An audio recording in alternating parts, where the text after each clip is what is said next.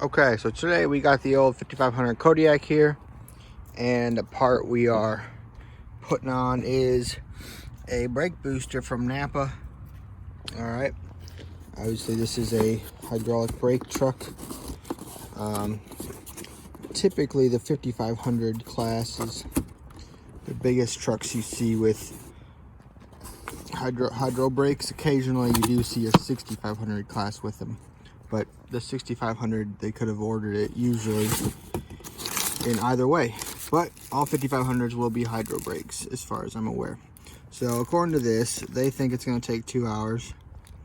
And really my only symptom according to this is a leak. So the previous owner told me when I bought this that this needs replaced. It's leaking a lot, so we'll give it a go. This was about 400 bucks at Napa. I think a hair under that, a little bit under 400. It's certainly much cheaper than the dealer. I think the dealer was 800 bucks or so. So obviously it's not a new unit. It's definitely going to be a reman.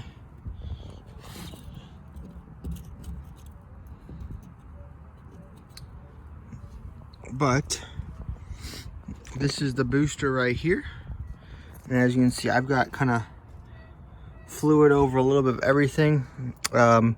Now would be the time to replace any and all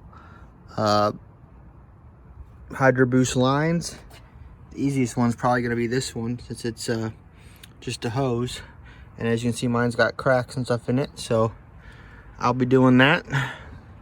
This top one I'd have to order, and I don't think that top one's leaking though. It looks okay to me.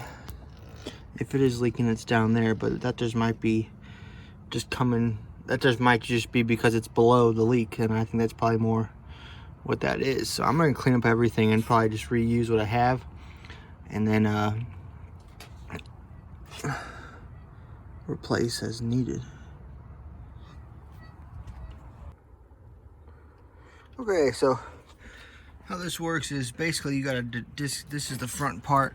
It looks like we got 4 nuts and a little connector, and we're gonna take that, undo that on the truck and slide the master forward, and then we'll worry about looks like we gotta have just this one hose right here.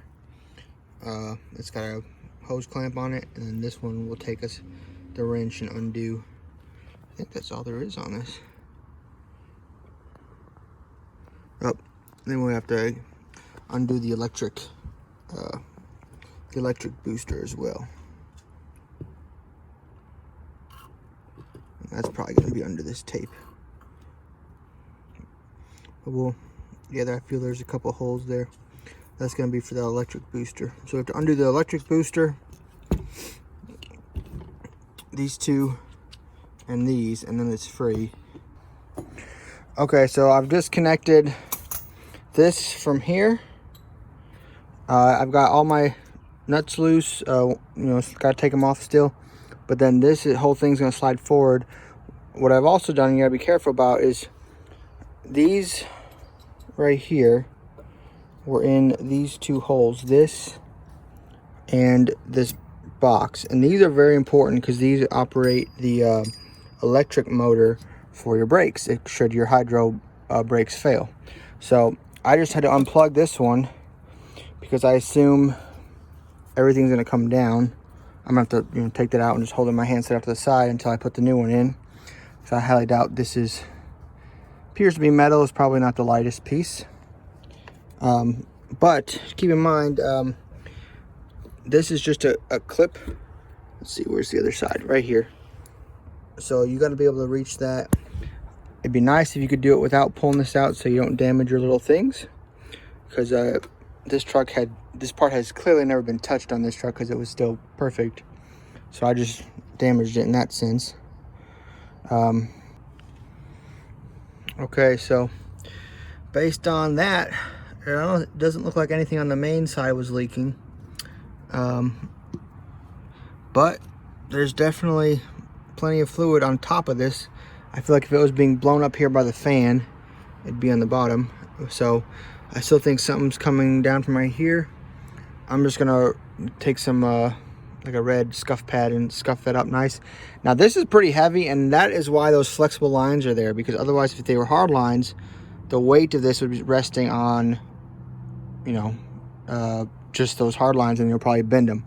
So the safest thing probably to do is to grab like a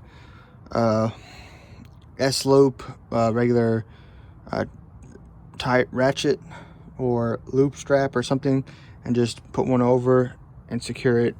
Because right now I have 100% of the weight resting on this tube, on this boost tube right here, it looks like. So let's see, and it's holding it, it's not going anywhere, so I think it's probably okay for right now. But here's what we were talking about earlier. Here's these two crucial pieces for this right here. Same with this one as well, but this was just floating for me, so I'm not really sure where that goes. But so I have one undone in there. I have one more to do. I'll probably save that one for very last. I'll get the two inside ones first and then do this one last so I can catch it when it falls. But first, right now, I gotta get these two hoses off. Then I can loosen up this one. Just loosen it. Now I'm not gonna undo it. And then be time for the two on the inside. So shouldn't be too bad from here on out. Okay, so it's out. The two bolts on the inside and the one brake clip. Actually, so it's significantly easier to do this on this truck than a pickup. So let's see, this is my old one. I have to pull this electric motor off, two bolts on the bottom, and swap it over. It's really hard to tell where the leak was coming from unless it was coming from this very top one, just a bad seal or something. So, because it sure doesn't look like it was leaking from that. So, like I said, you got to pull this motor off, clean it up. Oh shoot! Well, I just made a little bit of a mess there. All right, so before we put this back in the truck, we have to put this on here. And so that is what his bottom side is for. And there's tape here.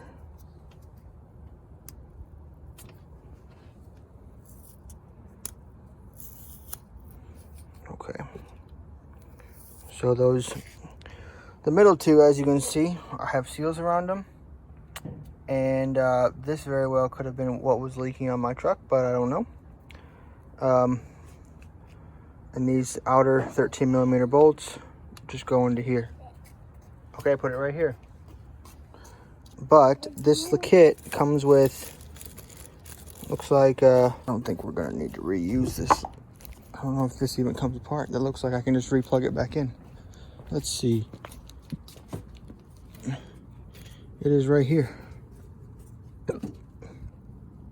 So that goes in somewhere here, and I'm not gonna bother with that if it was working. We will need these two, clearly, because they'll go right there. And the other two, we'll only need one of the other two.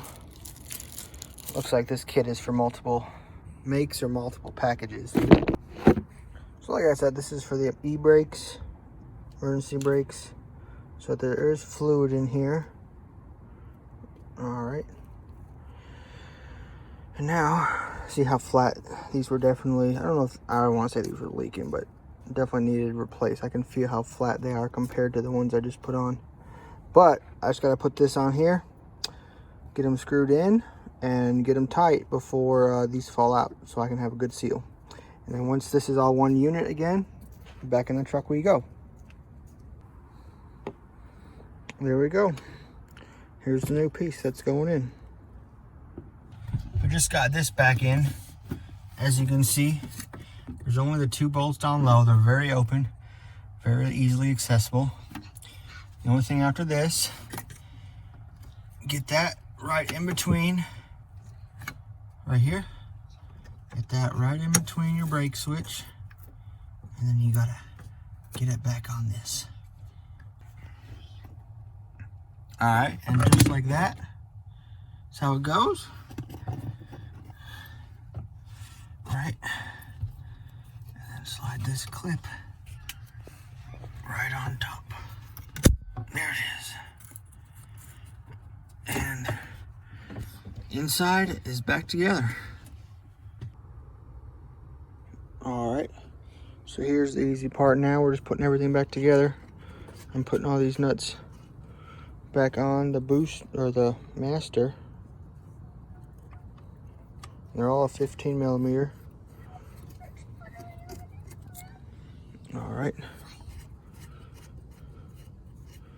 And we're actually gonna get this plugged in before I tighten it. I feel like the more space you got, the better. Okay, so everything with the master and the booster are done and back as how they came apart. The only thing left is the very important, basically, emergency brake. Okay, so this was down. Gotta get these right. Do not want to screw these up, because this is what stops you should your brakes fail. So here's this one. I'm gonna get it plugged into that one again. All right, so I got it. And this one we didn't touch, right? But we gotta put them back in their spots. So let me wiggle them around. And this one went right here.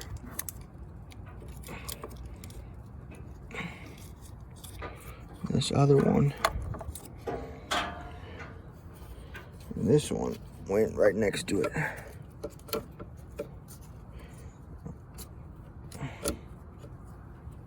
That one went in nice and easy. Probably means it don't hold too good no more. Let's see about this one.